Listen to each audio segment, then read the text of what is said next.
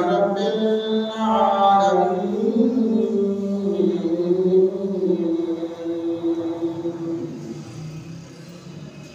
والصلاة والسلام على رسوله الكريم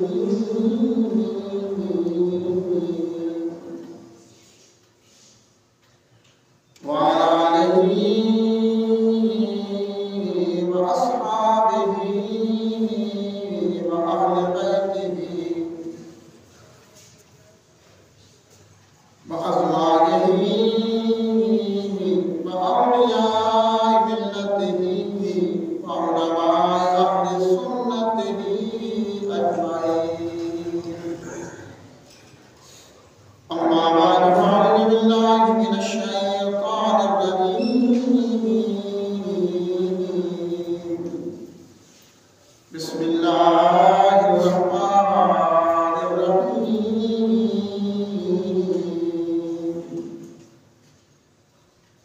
فكان قاب قوسين أو أدنى. صدق الله العظيم وصدق رسوله النبي الكريم الأمين. قال الله تبارك وتعالى في شان محبوبه مخبرا وآمرا: إن الله وملائكته يصلون على النبي يا أيها الذين آمنوا صلوا عليه وسلموا تسليما. والصلاة والسلام عليك يا سيدي يا رسول الله وعلى آلك وأصحابك يا سيدي يا حبيب الله. درود پاک.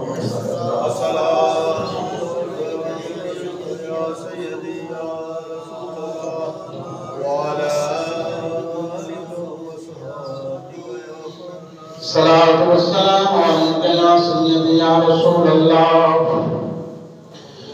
وعلى آلك وأصحابك يا سيدي يا حبيب الله. ہم تو صدا کے پاس دعا کریں. اللہ وحدہ لا شریک ہمارے جمعۃ المبارک کی اس حاضری کو قبول فرمائیں. جمعۃ المبارک کی اس مقدس عبادت کی فیوز و برکات نصیب فرمائیں. بانصیب ہیں، خوش بخت ہیں آپ حضرات کہ جمعۃ المبارک کی پہلی اذان ہوئی، آپ حضرات تشریف لائے اطاعت بندگی کے لیے، اس عظیم الشان اور مقدس فریضے کی ادائیگی کے لیے. اللہ تعالیٰ اپنے شان کریمی، شان قدوسیت کا صدقہ رسالت مآب صلی اللہ تعالیٰ علیہ وسلم کے نالین پاک کے توسل سے، تصدق سے اللہ تعالیٰ ہماری زندگی بھر کی خطاؤں کو، لغزشوں کو، غلطیوں کو معاف فرمائیں. بقیہ زندگی قرآن و سنت میں، اپنے خوف و خشیت میں رسالت مآب صلی اللہ تعالیٰ علیہ وسلم کے عشق و محبت میں زندگی بسر کرنا نصیب فرمائیں. الحمدللہ ہم گزشتہ کئی جمعۃ المبارک کے خطبات میں تاجدار انبیاء، سید الانبیاء، حبیب کبریاء، والی ارب و عجم، نور مجسم، شفیع امم، حضور نبی اکرم صلی اللہ علیہ وسلم کے سفر معراج کی گفتگو کر رہے ہیں.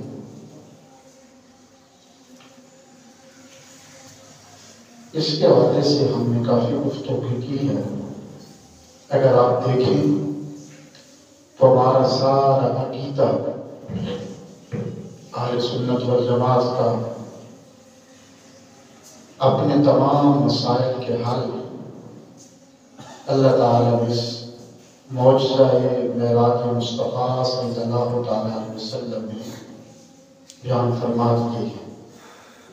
اگر آپ اس کی باریکیوں میں جائیں، اس کی تہوں میں جائیں، صرف یہی معجزہ معراج کو آپ دیکھیں تو انسان کے جو شکوک و شبہات ہیں وہ سارے ختم ہو جاتے ہیں، اور انسان کو جو اپنی زندگی کا مقصد ہے وہ روز روشن کی طرح نظر آتا ہے۔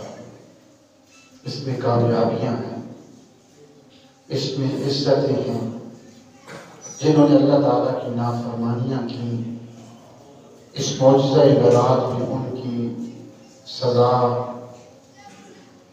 ان کی آخرت کے معاملات کو کھل کر واضح کیا گیا، اور جنہوں نے ساری زندگی اپنے رب کی رضا میں گزار دی، ان کے انعامات اللہ تعالیٰ نے اپنے معبود کے سامنے رکھے۔ سوال یہ ہے کہ یہ حضور کو معجزہ معراج کیوں عطا کیا گیا؟ ہماری جو گفتگو جہاں تک پہنچے گی پھر اس کو شروع کرتے ہیں کہ اللہ تعالیٰ نے حضور کو معجزہ معراج کیوں عطا فرمایا۔ قرآن کریم کا ایک اسلوب ہے شان نزول کے اعتبار سے کہ جو بھی آیت تجربہ نازل ہوتی تھی، جو بھی حکم الہی عرش معلیٰ سے سینہ مصطفیٰ صلی اللہ تعالیٰ علیہ وسلم میں نازل ہوتا، پہلے اس کا کوئی نہ کوئی سبب ہوتا، پھر جا کر وہ حکم نازل ہوتا۔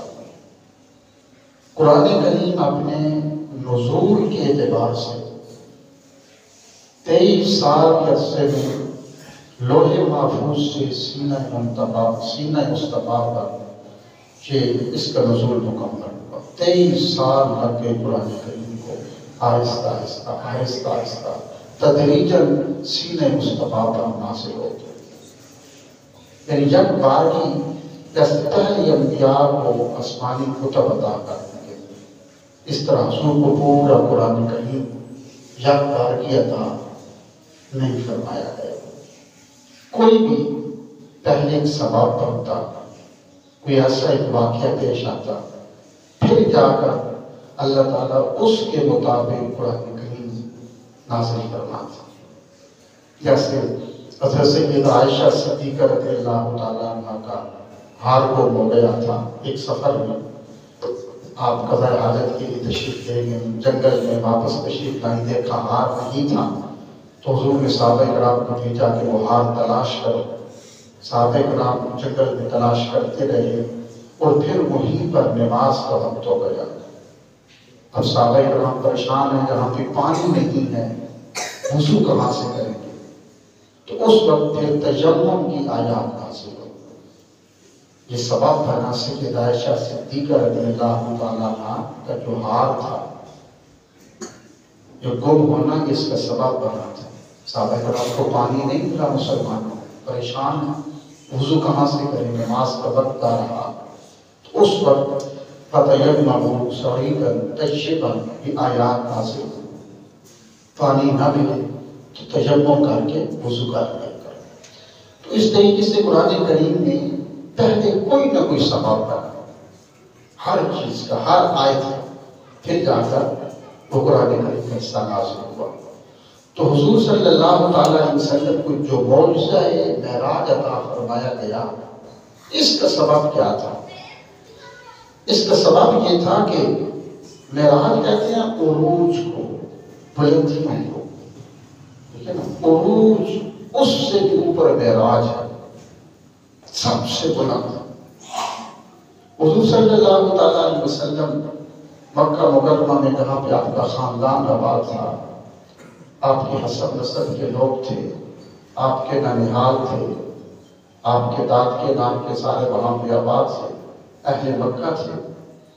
حضور نے وہاں پر اعلان نبوت فرمایا، پھر تبلیغ شروع فرمائی، 10 سال گزر گئے بعثت کے بعد، لیکن کوئی خاطر خواہ نتیجہ سامنے نہیں آیا، بلکہ جو بھی اسلام قبول کرتا اہل مکہ، طاقتور لوگ، پیسے والے لوگ، وڈیرے لوگ، جو سردار تھے، وہ ان پہ ظلم کرتے، ان کا جینا دو بار کر دیتے، ان کی زندگی کو مشکل کر دیتے، جینا حرام کر دیتے۔ تو آئے روز ہوتا کہ کچھ نہ کچھ نتائج سامنے آتے حضور کی تبلیغ کے، لیکن نہیں، حالات پہلے سے ابتر ہوتے چلے گئے، حتیٰ کہ اہل مکہ نے حضور کی زندگی کو مشکل بنا دیا۔ راستے میں حضور گھر سے اس کے مسجد کے لیے تشریف لاتے تہجد کے لیے سین حرم میں، تو ابو جہل کی جو بیوی تھی وہ شرارت دن بھر جنگل سے کانٹے اکٹھے کرتی اور پھر رات کو آ کر جہاں سے حضور گزرتے راستے میں بچھاتے تھے کہ حضور گزریں گے تو آپ کو تکلیف ہو۔ حضور سین حرم میں سجدے بھی جاتے، اہل مکہ اونٹوں کی اوجھلیاں لا کر حضور کے گردن پہ ڈال دیتے، حضور کے اوپر پھینک دیتے، پتھر مارتے، کیا کچھ نہیں کیا۔ جب بعثت کے 10 سال مکمل ہو گئے تو حضور نے ارادہ فرمایا کہ کیوں نہ کسی اور شہر کا انتخاب کیا جائے تبلیغ کے لیے، شاید وہاں سے کچھ خاطر خواہ نتیجہ سامنے آئے، کچھ لوگ اسلام کو قبول کر لیں۔ تو حضور نے دیکھا کہ اس وقت جو سب سے مالدار، سب سے حسین، زرخیز شہر تھا وہ طائف کا شہر تھا، جو مکہ مکرمہ سے 150 میل کی مسافت پر آباد تھا، سرزمین عرب کے سرسبز و شاداب شہر تھا۔ اس کے میلوں باہر سے ہی دونوں طرف انگوروں کی اور سیب کے باغات شروع ہو جاتے تھے۔ کثرت سے یہاں پہ دولت تھی، لوگوں کی عالیشان حویلیاں تھیں، سواریاں تھیں، اور اس وقت یہ تھا کہ جب عرب میں بدو لوگ تھے، ان پڑھ تھے، علم کا دور دور تک نام و نشان نہیں تھا، تو اس وقت طائف کے لوگ تعلیم یافتہ تھے۔ یعنی طائف میں ایک شخص تھا جو سب سے بڑا طبیب تھا، اہل ایران بھی اس سے خدمات دیتے تھے، علاج کرواتے۔ ایک علم نجوم کا ماہر تھا، عمر بن امیہ، یہ بھی طائف میں تھا۔ تو جب سارے لوگ جنگلوں میں رہتے، بدو لوگ تھے، جاہلیت عروج پر تھی، اس وقت بھی علم کے چشمے جو تھے یہ طائف میں رہتے تھے۔ اور حضور کا ایک وہاں پہ رشتہ بھی تھا، ننہال کی طرف سے، نانکی کی طرف سے حضور نے ایک رشتہ بھی وہاں پہ تھا، جو طائف کے 3 سردار تھے، ان میں سے ایک کی شادی قریش میں ہوئی تھی، حضور کے نام کے خاندان۔ تو حضور نے یہ صاف سب کچھ دیکھ کر، اور اس کو طائف اس لیے کہتے تھے کہ پورے سرزمین عرب پر یہ پہلا شہر تھا جس کے گرد فصیل تھی، بقایا لوگ جنگلوں میں رہتے، جھونپڑیوں میں رہتے تھے، فصیل نہیں تھی۔ یہ بھی ایک طائف کا ایک شخص تھا جو ایران کے بادشاہ کی خدمت پہ معمور تھا، تو بادشاہ نے خوش ہو کر کہا تھا کہ بتاؤ کیا چاہتے ہو؟ کہا کچھ ماہر کاریگر دے دو جو ہمارے شہر کے گرد فصیل بنائے۔ یعنی عرب کے معماروں نے طائف میں فصیل نہیں بنائی تھی، کہ ایرانی معماروں کی رکاوش تھی۔ تو حضور نے جب اس شہر کو سارا دیکھا تو حضور نے سوچا کہ طائف میں چلتے ہیں تبلیغ کے لیے، طائف میں چلتے ہیں تبلیغ کے لیے۔ ایک نام کا خاندان بھی وہاں پہ کچھ تعلق ہے، خون کا رشتہ ہے۔ حضور نے تنے تنہا یہ سفر فرمایا۔ ایک حضور کے غلام حضرت زید بن حارثہ رضی اللہ تعالیٰ عنہ، جن کا ذکر قرآن میں آیا، نام لے کر 22 سے 12 کسی صحابی رسول کا نام قرآن میں نہیں آیا، جو واحد حضور کے صحابی تھے جو منہ بولے بیٹے تھے حضور کے، حضرت زید بن حارثہ رضی اللہ تعالیٰ عنہ، جن کا نام زید قرآن کریم میں آیا ہے۔ اس کے علاوہ کسی صحابی کا نام قرآن کریم میں نہیں آیا۔ اور ایک صحابی رسول ہے جن کی صحابیت کا ذکر واضح قرآن کریم میں آیا ہے، وہ سیدنا ابو بکر صدیق رضی اللہ عنہ۔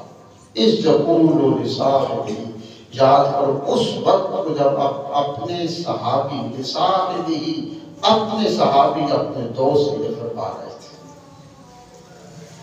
تو صحابیت کا ذکر صراحتاً لفظوں کی صورت میں حضرت ابو بکر کے لیے آیا اور نام حضرت زیاد بن حارثہ کا آیا۔ تو حضور کے ساتھ صرف حضور کے ایک غلام حضرت زیاد بن حارثہ تھے۔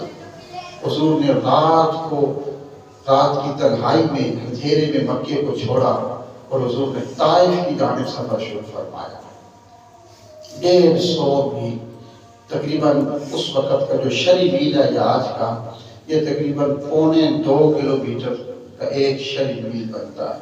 یعنی تقریباً حضور نے 350 کلومیٹر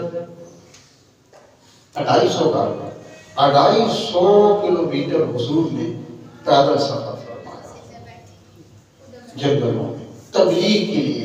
آج تو لوگ جمعے کے لیے آنا مشکل ہے نا، حضور نے تبلیغ کرنے کے لیے 250 کلومیٹر دن رات پیدل حضور نے سفر فرمایا، اور کوئی بھی ساتھ نہیں تھا، سواری بھی نہیں تھی، کوئی اونٹ خچر کوئی چیز نہیں تھی۔ حضور جب وہاں پہ تشریف لے گئے، مختصر بات نبی ہو گئی ہے کہ معجزہ معراج کا سبب کیا بنا۔ حضور وہاں پہ تشریف لے گئے، جو سرداران طائف تھے، یہ عمر کے بیٹے تھے، اپنے یعقوب تھا، ایک کا نام تھا حبیب، ایک کا نام تھا مسعود بن عمر، حبیب بن عمر، اپنے یعقوب بن عمر۔ یہ تینوں جو بھائی تھے نا، یہ طائف کے سردار تھے۔ حضور ان کے پاس تشریف لے گئے، حضور ان کے پاس جا کے بیٹھے، انہوں نے خدمت کی، بٹھایا، مہمان نوازی کی، پوچھا کیسے آئے ہو؟ تو حضور نے فرمایا کہ میں اس مقصد کے لیے آیا ہوں، میں اللہ کا رسول ہوں۔ یہ بات سنی تو ان پر بجلیاں گیا، اللہ کا رسول آپ یتیم؟ تو اس میں سے ایک نے کہا کہ اگر آپ اللہ کے رسول ہیں تو پھر کعبے کا غلاف تو ٹکڑے ٹکڑے ہو جانا چاہیے۔ اور دوسرے نے کہا کہ کیا آپ کے علاوہ کوئی اللہ کو بندہ نہیں ملا تھا جس کو اللہ آپ کا رسول بنا تھا؟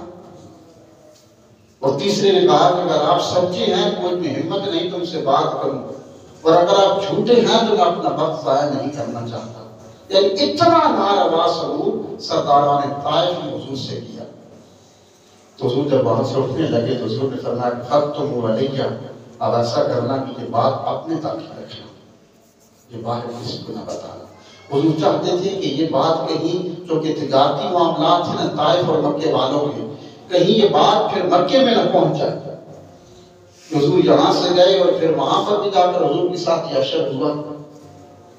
حضور باہر نکلے، جتنے بھی بڑے بڑے لوگ تھے مکے والے، حضور ان سے ملتے گئے، ایک کو کہا، دوسرے کو کہا۔ حضور کا 10 روز کا قیام طائف میں تھا، اور پھر جا کر حضور نے جب سب کو تنے تنہا حضور نے دین کی تبلیغ فرمائی، خاطر خواہ نتیجہ سامنے نہ آیا، تو حضور عین چاشت کا وقت تھا، طائف کا بازار نظام زندگی پورے عروج پہ تھا، کاروبار زندگی پورے عروج پہ تھا، بازار لوگوں سے بھرا ہوا تھا۔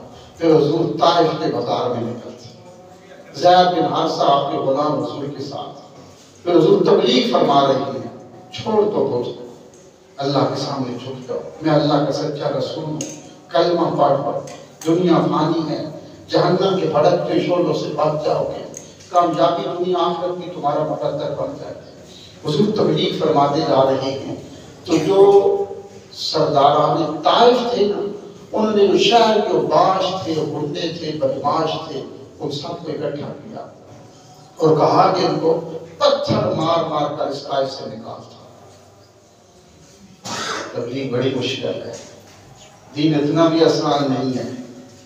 ہر کوئی دین کی تشریح کرتا ہے، جس کو کچھ نہیں آتا وہ بھی کہتا ہے میں سب سے بڑا عالم ہوں۔ آج دیکھتے ہیں نا میڈیا، منہ پہ داڑھی نہیں، کچھ نہیں، نماز کا پتہ نہیں، جو میں جانتا ہوں وہ تم نہیں جانتے۔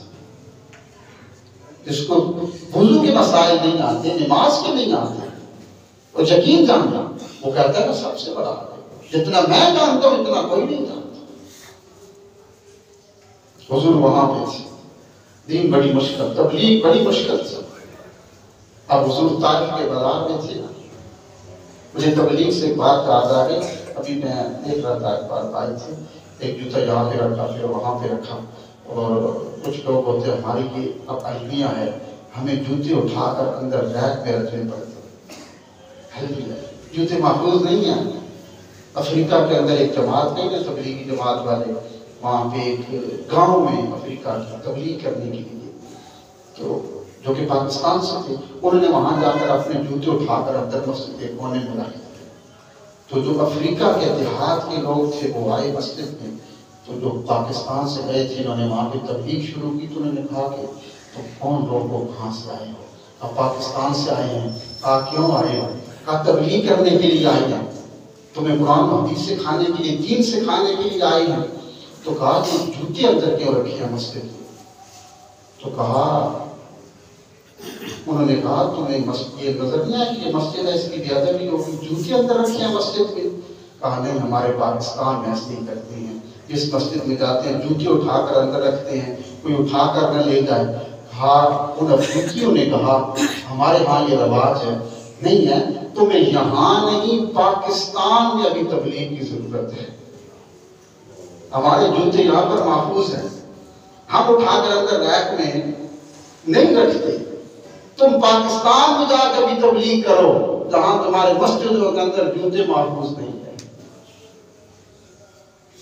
اب تو یہ حال ہو چکا ہے، تو تبلیغ اتنی آسان نہیں ہے۔ اب حضور طائف کے بازار میں، اب حضور چلتے ہیں، دکاندار دکانوں سے نکل کے باہر کھڑے ہو گئے، دونوں پورا نظام زندگی پورے عروج بھی ہے، کاروبار زندگی عروج بھی ہے۔ آپ دیکھ لیں یہ بازار ہو 10-12 کا ٹائم ہو، ایک شخص بازار میں داخل ہو، زور سے تقریر کرنی شروع کر دے، چلتا جائے، دکاندار بھی باہر نکل آئیں گے، جو کسٹمر ہیں وہ بھی لوگ جائیں گے، کیا ہو رہا؟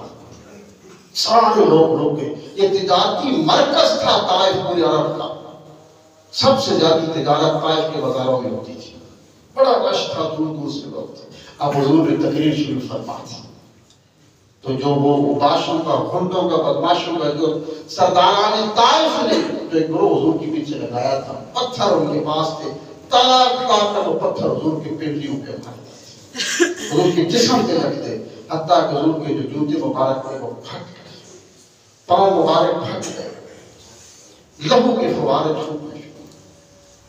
اب حضور شدت تکلیف سے پتھر پڑتے تو حضور بیٹھ جاتے، وہ لوگ آگے بڑھتے تو پھر گردوں سے پکڑ کے اٹھاتے ہیں، اٹھو نہ تبلیغ کر، پھر حضور چلتے، پھر وہ پتھر مارتے پاؤں پہ، حضور پھر بیٹھتے، پھر پکڑ کے اٹھاتے، چلو نا۔ سیدہ عائشہ صدیقہ کی روایت فرماتی، میں نے حضور سے پوچھا احد کے میدان پر جنگ میں حضور کے دندان مبارک شہید ہوئے، میں نے کہا حضور اس سے بھی مشکل وقت تھا، آپ کے چہرے میں خود کی کڑیاں چبھ گئی ہیں، جو لوہے کے خود کی کڑیاں تھیں تبست ہو گئی ہیں چہرے میں، آپ کے دانت شہید ہو چکی ہیں۔ حضور اس سے بھی کوئی مشکل ترین دن آپ کی زندگی میں آیا؟ حضور نے فرمایا ہاں، جب تمہارے ہی ایمان کے، تمہارے ہی بڑوں نے، قبیلہ بنو ثقیف کے لوگوں نے طائف کی بازاروں میں جو پتھر مار کے نکال دیا تھا، وہ دن اس سے سخت تھا۔ اب حضور کو پتھر مارے گا، جسم پورا جو تھا لہو لہو، جوتے پھٹ گئے، پاؤں سے پاؤں خون چھوٹتا۔ حضور ایک ہی بات کہتے ہیں، لوگوں مان جاؤ، بچ جاؤ گے جہنم سے، بتوں کی پوجا چھوڑ دو، نہ اللہ کے رسول مجھے مان جاؤ۔ نہیں، پتھر مار کر جب شہر سے نکال دیا، حضور باہر تشریف لائے، تھوڑی دیر کے لیے باغ میں سستانے کے لیے بیٹھتے ہیں، بات لمبی ہو گئی سفر طائف کی۔ حضور تھوڑا سا آگے چلتے ہیں، ایک قبیلہ کو مثال باقی ٹیلے کے حضور پہنچے، ایک بادل نمودار ہوا، حضور نے دیکھا تو اچانک جبریل امین بادل سے نمودار ہوتے، ساتھ ایک فرشتے تھے۔ جبریل نے کہا حضور اللہ سلام کیا ہے؟ اور اللہ فرماتے ہیں کہ میرے محبوب سے کہو یہ جو فرشتے ساتھ ہیں یہ پہاڑوں کی ذمہ داری ان کے ساتھ ہے جو تمہاری خدمت کے لیے بھیجے گئے ہیں۔ طائف شہر جو تھا یہ دونوں پہاڑوں کے درمیان گھرا ہوا تھا۔ اللہ حکم فرماتا حضور یہ فرشتے حاضر ہیں، ان لوگوں نے انتہا کر کی، پتھر مار کر تمہیں شہر سے نکال دیا۔ اللہ فرماتا ہے کہ حضور آپ ایک دفعہ ہاتھ اٹھا دیں، یہ فرشتے حاضر ہیں، یہ دونوں پہاڑوں کو آپس میں ٹکرا کر ملا کر ان کو تباہ و برباد کر کے رکھتے ہیں، ان کا نام و نشان مٹا دیں گے۔ حضور نے جبریل کی طرف دیکھا، پھر وہ جو پہاڑوں کے فرشتے تھے ان کی طرف دیکھا، کہا کیوں آئے ہو؟ کہا حضور اس لیے آئی ہے، آپ ایک دفعہ ہاتھ اٹھائیں، ہم ان کا نام و نشان مٹا پہاڑوں کے اندر ان کو پیس کے رکھ دیں گے۔ حضور نے ہاتھ اٹھا دی، جب حضور نے ہاتھ اٹھائے تو آپ جبریل سمجھیے شاید تباہ پر بات ہو جائے گا۔ حضور نے فرمایا اللہم اہد قومی فإنہم لا یعلمون، اللہ اس میری قوم کو ہدایت عطا فرما فإنہم لا یعلمون، یہ ابھی مجھے نہیں جانتا۔ جو پتھر مارتے تھے حضور ان کی ہدایت کے لیے دعا فرما رہے ہیں، اللہ یہ فإنہم لا یعلمون، اللہ یہ مجھے نہیں جانتا۔ جبریل نے کہا حضور یہ کیا کر رہے ہیں؟ حضور نے فرمایا کہ جبریل مجھے ان کے نسلوں سے اسلام کی خوشبو آ رہی ہے، میں نہیں چاہتا، میں رحمت للعالمین ہوں، میں نہیں چاہتا کہ کوئی جہنم میں چلا جائے۔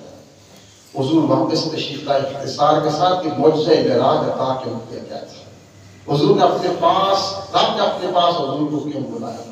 حضور تشریف لائے، ایک لمبی بات ہے، پھر مکے میں داخل ہوئے، پھر حضرت ام ہانی جو حضرت علی کی سگی بہن تھی، حضرت حضور کی چچا زاد بہن تھی، آپ ان کے ہاں تشریف لے گئے، حضور ان کے گھر میں گئے اور کہا، حضرت ام ہانی نے دیکھا حضور کی یہ حالت کرتے ہو بات، ایک بات تھی کہ مطعم بن عدی نے آپ کو اپنی حفاظت میں لیا تھا، پھر گئے کہ ایک لمبی گفتگو ہے ام ہانی کے گھر میں، حضور یہ کہتی ہے چارپائی بیٹھنے کے لیے تھی، رات کا وقت ہے، حضور نے فرمایا کہ ام ہانی کھانے کے لیے کچھ ہے؟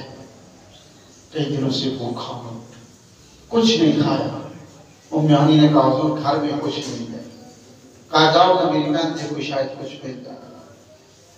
حضرت ام ہانی اندر گئی، دیکھا پھر کہا حضور کچھ نہیں ہے، کہا ام ہانی میں کئی دنوں سے کئی ہفتوں سے بھوکا، میں نے کچھ نہیں کھایا الا الماء، سوائے پانی کے میں نے کچھ نہیں۔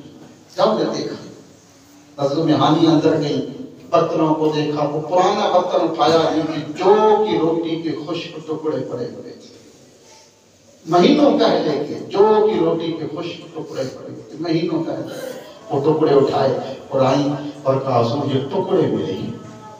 تو حضور نے وہ چبانا چاہے تو وہ سخت تھے، مہینوں پرانے پڑے ہوئے تھے۔ حضور نے فرمایا ام ہانی جاؤ پیالے میں پانی لے کے آؤ۔ ام ہانی گئی اور پانی لے کے آئی، حضور ایک ٹکڑا اس پانی میں رکھتے، اس کو نرم کرتے، بھگوتے اور پھر کھاتے تھے۔ تب اسلام کل جہاں مل اور جو کی روٹی غذا، اس شکم کی طرح پہ لاکھوں سلام، یعنی ملکیت میں سارے جہان، کل جہاں مل، حضور کی ملکیت میں سارے جہان اور جو کی روٹی غذا، ملکیت کے سارے جہان اور غذا کیا ہے؟ جو کی روٹی، اس شکم کی جناب پہ لاکھوں سلام۔ ارے وہ شکم، وہ پیٹ جو رب کے نام کی خاطر بھوکا رہے، اللہ فرماتا اس پر تو رب کی سلام آتی، اور پیٹ بھر کے کھائیں تو پھر صبح کو جاگ نہیں آتی۔ حضور نے وہ خشک جو کی روٹی کے ٹکڑے کھائے اور کھانے کے بعد حضور نے فرمایا ام ہانی چادر دو، چادر دی، کھجور کے پتوں کی بنی ہوئی چارپائی تھی، کوئی گدا نہیں تھا، پلائی نہیں تھی، کچھ نہیں تھا۔ حضور چادر تان کی طرف سو گئے، سخت پریشان ہیں۔ مکے والوں نے بھی تبلیغ کو قبول نہ کیا، طائف والوں نے بھی پتھر مار کے نکال دیا، اس امت کا کیا ہوگا؟ حضور پریشان ہیں، خون بہتا ہے پاؤں سے، جسم سے۔ جب حضور کی آنکھ لگ گئی، اللہ نے فرمایا جبریل کیا کر رہا ہے؟ یا اللہ حکم فرمایا پورا نظام کائنات روک دیا جائے، پورا نظام کائنات روک دو۔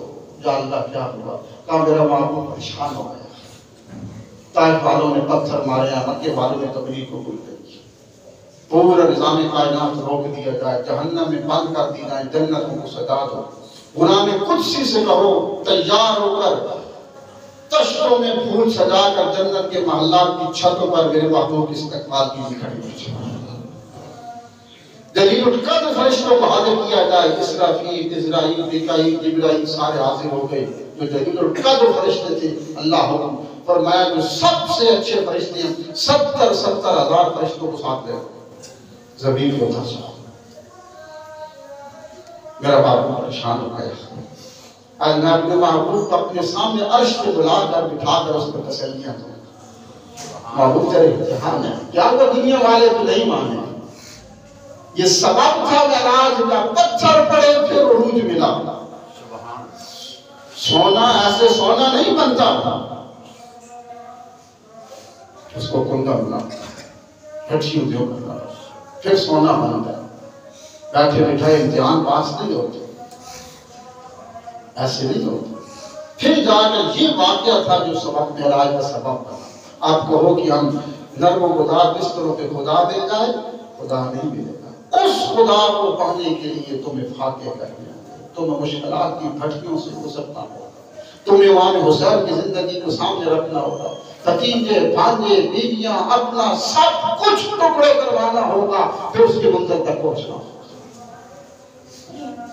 وہ منزل ایسے نہیں ملتی۔ فرمایا لا اقسم بہذا البلد، معبود شہر مکہ کی جس گلیوں میں چلتا ہے مجھے گلیوں کی قسم ہے، تجھے اتنی محبت ہے۔ معبود جو مکے کی خاک تیرے قدموں سے لگتی ہے مجھے اس خاک کی قسم ہے، تو اسے بڑی محبت ہے۔ ما ذاق البصر، معبود تیری آنکھوں کی قسم ہے، تو بڑا پیارا ہے۔ وقت و خواب، معبود تیرے خوبصورت چہرے کی قسم، یہ کتنا پیارا ہے۔ واللیل اذا سجا، معبود تیری پیاری زلفوں کی قسم، تو کتنا پیارا ہے۔ یا ایھا المزمل، معبود جو چادر تان کی آرام کرتا ہے، قسم ہے تو بڑا پیارا لگتا ہے۔ یا ایھا المدثر، معبود جو چادر تان کے تو رات کو سو گیا تھا، میری خاطر میرے نام کی خاطر تم نے پتھر کھائے اور تیرے مقدس خون سے طائف کے بازار رنگین ہوتے رہے۔ یا ایھا المدثر، یا ایھا المزمل، مجھے چادروں کی قسم جن کو تو تان کے ساتھ اتنی معبود سے محبت تھی۔ نعرہ رسالت، نعرہ حیدری، اتنی محبت تھی معبود سے، کہا معبود اگر تجھے پیدا نہ کرتا تو رب ہونا بھی ظاہر نہ کرتا، نظام بھی نہ بناتا، کچھ نہ ہوتا۔ اتنی محبت تھی پھر پتھر مروائے، جنگیں کروائیں، دندان شہید ہوئے، لوہے کی کڑیاں چہروں میں گھس گئی، شہر بدر کیا گیا، لوگوں نے بائیکاٹ کر لیا، سب کچھ معبود کی نبوت کے درجات کو بلند کرایا جا رہا ہے۔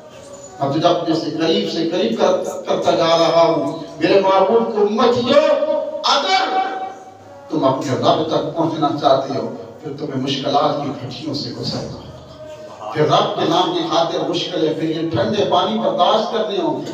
مسجد میں نہیں جاتے فجر پڑھنے کے، وہاں پانی گرم نہیں ہے، یہ ٹھنڈے پانی برداشت کرنے ہوں گے۔ گرمیوں میں نہیں جاتے وہاں پہ ایسی نہیں ہے، پھر گرمی برداشت کربلا کی گرمی تمہارے سامنے ہے، پھر وہ دیکھنا ہوگا، تب جا کر رب ملتا ہے۔ اللہ تعالیٰ انشاءاللہ اس ڈبل کی توفیق عطا فرمائے، جو سکون جاری ہے اندر میں کرے، سننا دیکھنا عطا فرمائے۔